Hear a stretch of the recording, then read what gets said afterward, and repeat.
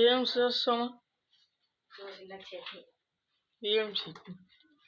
శనక్కాయలు, పప్పులు, పచ్చిమిరపకాయలు. ఇది టీ. ఇవాళ టీ తాగండి వద్దు. పాలపిండి కలగాలి. హాయ్ అండి, పాతరుగుడి లాగ్స్ సపోర్ట్ చేస్తారని అనుకుంటున్నా. లైక్ చేయండి, షేర్ చేయండి. మీరు పనులేనయ్యా? దోశలకి చట్నీ, పల్లీల చట్నీ. టీ తాగారా లేదా? ఇంకా మరైతే టీ అవుతుంది.